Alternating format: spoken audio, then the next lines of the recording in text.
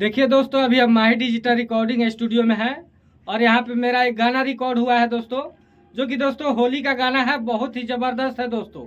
और दोस्तों उम्मीद है कि आप लोग को बहुत अच्छा पसंद आएगा। बहुत ही ज़बरदस्त गाना है। तो देख सकते हैं दोस्तों, यहाँ पे माही डिजिटल रिकॉर्डिंग स्टूडियो के ओनर है। हाय दोस्तों, आप सब कैसे हैं? मैं उम्मीद करता हूँ कि आप सब बहुत अच्छे होंगे। और मुकेश जी ने जो गाना गाया है वो गाना हम सुनाएंगे अभी। अगर फुल गाना म्यूजिक के साथ सुनना चाहते हैं तो माही फिल्म्स प्रोडक्शन पे जाइए, वहाँ पे आपको मिलेगा सुनने के लिए। और देख सकते हैं बगल में अशोक दीवाना जी हैं। हाय फ्रेंड्स, बहुत ही अच्छा गाना मुकेश भैया का रिकॉर्डिंग हुआ है, आप लोग सुनिएगा। तो चलिए दोस्तों, आप लोग वीडियो में बने रहिए। और दोस्तों आप लोग कहीं भी वीडियो स्किप मत कीजिएगा। और दोस्तों एक गाना सुनकर आप लोग बताइएगा कि गाना कैसा है। तो चलिए दोस्तों, इस गाना का आप लोग एंजॉय उठाइए और मजा लीजिए।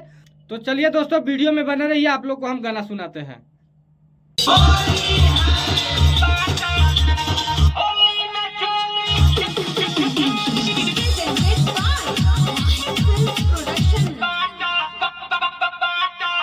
अरे बहरा से आइल बाकी न के सवतिनिया के देता भी न के सवतिनिया के देता भी न के बहरा से आइल बाकी न के सवतिनिया के देता भी न के हमरा में एको नया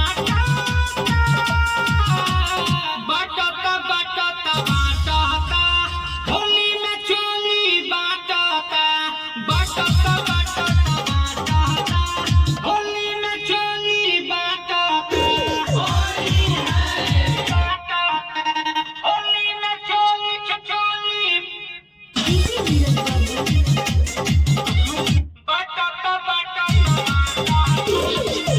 हमारा के साथी पिया पहले बड़ी तांग बा हो पहले बड़ी तांग बा पहले बड़ी तांग बा दोसरा के घूमी घूमी डालत ही तरंग बा हो डालत ही तरंग बा देखी करे जमर फाटा बाटता बाटता बाटता होली में चोली बाटता बाटता बाटता बाटता होली में चोली बाटता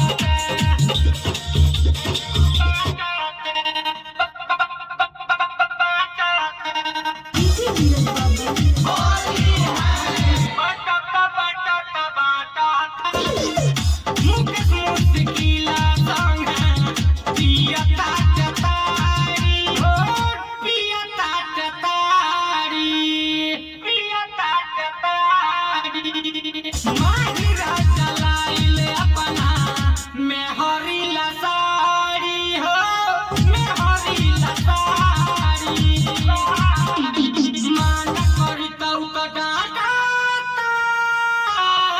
बाटता बाटता बाटता होली में चोली बाटता बाटता बाटता बाटता होली में चोली बाटता बहरा से आइल बाकी न के सवतिनिया के देता भी न के हमरा में एको नया टाटा बाटता बाटता बाटता होली में चोली बाटता बाटता बाटता बाटता होली में चोली बाटता माही रिकॉर्डिंग स्टूडियो जगदीशपुर। होली